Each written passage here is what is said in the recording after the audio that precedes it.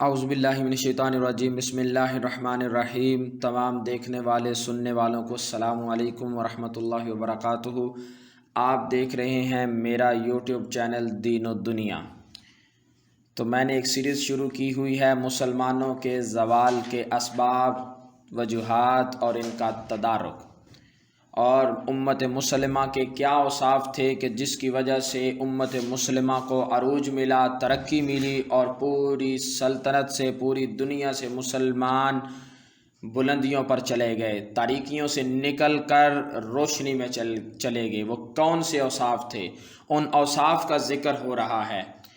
کافر ہے تو شمشیر پہ کرتا ہے بھروسہ، کافر ہے تو شمشیر پہ کرتا ہے بھروسہ، مومن ہے تو بے تیغ بھی لڑتا ہے سپاہی۔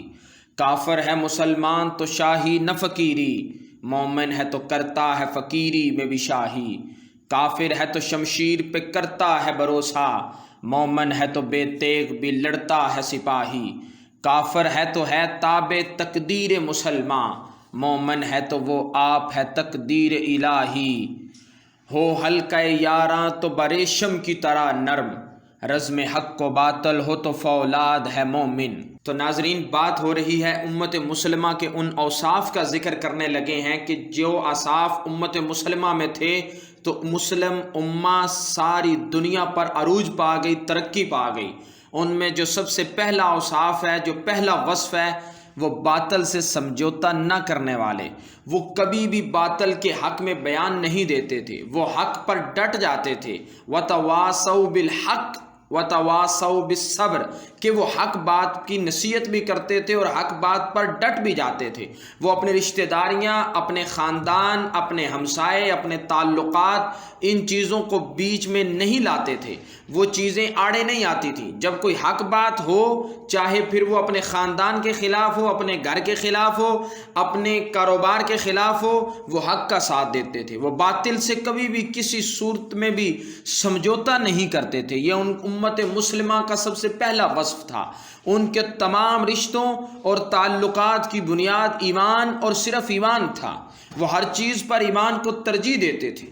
وہ باطل سے کسی قسم کا کوئی سمجھوتا نہیں کرتے تھے۔ یہ چیز ناقابل تصور تھی کہ وہ کسی بھی ذاتی مفاد اور باہمی اختلافات کی بنا پر کسی بھی طور پر باطل سے کوئی معاہدہ کریں، ان کے باہمی حالات کیسے ہی کیوں نہ ہوں۔ وہ بہر طور باطل کو اپنا دشمن سمجھتے تھے۔ ان کا ایمان ان کی ذاتیات پر بہت مقدم تھا۔ قرآن کریم نے ان کی اسی صفت کا تذکرہ کرتے ہوئے فرمایا، اشداء علی الکفار، کہ وہ کفار پر بڑے شدید ہیں۔ یہاں اشداء سے کیا مراد ہے؟ عصر حاضر کے مایہ ناز مفسر جسٹس پیر محمد کرم شاہ الازہری اس پس منظر میں فرماتے ہیں، اللہ تعالیٰ نے اپنے نبی کریم صلی اللہ علیہ وآلہ وسلم کے صحابہ کی توصیف فرما رہا ہے۔ فرمایا کہ میرے رسول مکرم پر ایمان لانے والے اور اس کی صحبت سے فیض یاب ہونے والے کفار کے مقابلے میں بڑے بہادر، بڑے طاقتور ہیں۔ یہ سر کٹا سکتے ہیں لیکن ظلم کے سامنے اسے جھکا نہیں سکتے۔ ان کا سر کٹ تو سکتا ہے مگر ان کا سر کبھی جھک نہیں سکتا۔ یہ باطل کے لیے کبھی جھکیں گے نہیں، ہمیشہ حق کے ساتھ کھڑے ہوں گے۔ یہ بکاؤ مال نہیں کہ دشمنان اسلام ان کو خرید لیں۔ یہ بزدل اور ڈرپوک نہیں کہ جو رستم سے ان کو راہ محبت سے برگشتہ کیا جا سکے۔ یہ وہ نہیں کہ چند کوڑیوں کے عوض، چند پیسوں کے عوض، چند ڈالروں کے عوض ان کے ایمان کو خرید لیا جائے، ان کی نیت کو خرید لیا جائے، بلکہ یہ حق کا ساتھ دیتے ہیں۔ یہ کبھی بھی اپنے ایمان کو نہیں بیچتے، کبھی بھی اپنی نیت کو نہیں بیچتے۔ جب حق بات آ جاتی ہے تو اس پر ڈٹ جاتے ہیں، باطل کا کبھی ساتھ نہیں دیتے، اور آگے ڈٹ جانا ان کا ترا امتیاز تھا۔ یہ باطل کو کبھی بھی اپنا نہیں سمجھتے تھے۔ بلکہ اگر میں غزوہ بدر کی بات کروں کہ جو اسلام کی پہلی جنگ ہوئی تھی، جس میں یہ ہوا تھا کہ باپ بیٹے کے مقابلے میں تھا، بیٹا باپ کے مقابلے میں تھا، بھائی بھائی کے مقابلے میں تھا، چاچا بھتیجے کے مقابلے میں تھا، آپس میں سمجھے کہ ایک خاندان دوسرے خاندان کے مقابلے میں تھا، مگر کیا ہوا؟ ایک دفعہ حضرت ابوبکر صدیق سے ان کے بیٹے نے کہا، ابا جان، بدر میں ایک موقع پر آپ میری تلوار کی ضد میں آئے تھے، میں نے صرف اس لیے آپ پر وار نہ کیا کہ آپ میرے والد تھے، تو آپ نے فرمایا بیٹا تو کفر کی محبت میں لڑ رہا تھا، تو کافروں کی طرف سے لڑ رہا تھا، تیرے سینے کے اندر ایمان نہیں تھا اور تو باپ ہونے کا لحاظ کر گیا۔ قسم بخدا اگر تو میری تلوار کی ضد میں آتا تو میں کبھی یہ نہ سوچتا کہ تو میرا بیٹا ہے، میں یہی سوچتا کہ تو اسلام کا دشمن ہے اور میں تیرا سر اڑا دیتا۔ وہ حق کے مقابلہ میں کسی کو کوئی اہمیت نہ دیتے تھے۔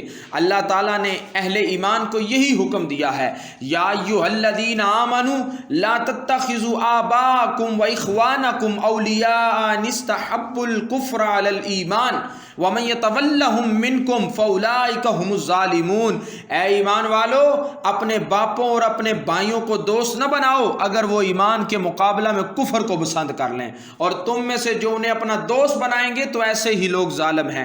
حق انہیں اتنا محبوب تھا کہ وہ کسی اور طرف دیکھنا بھی گوارا نہ کرتے تھے۔ حق ان کو اتنا مقدم ہوا کرتا تھا کہ وہ کبھی باطل کے لیے نہیں کھڑے ہوتے تھے، وہ ہمیشہ حق کے ساتھ ہوتے تھے۔ وہ قوم جس نے عرب کے صحراؤں سے اٹھ کر روما کی سلطنت کو پلٹا تھا، جو آندھی کی طرح اٹھی اور طوفانوں کی طرح چھائی، ان کا پہلا وصف یہ تھا کہ وہ باطل سے کسی صورت کسی بھی قسم کا کوئی سمجھوتا نہیں کرتے تھے۔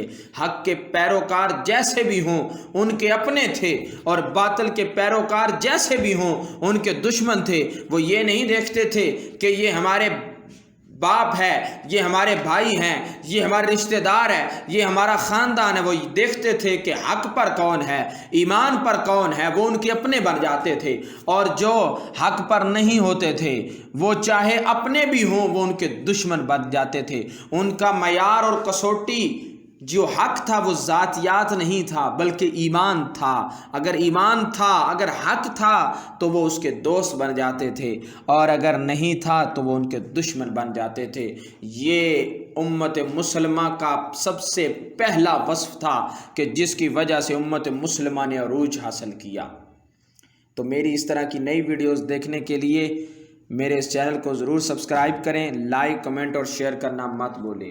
نئی آنے والی ویڈیو تک السلام علیکم ورحمۃ اللہ وبرکاتہ۔ اللہ حافظ۔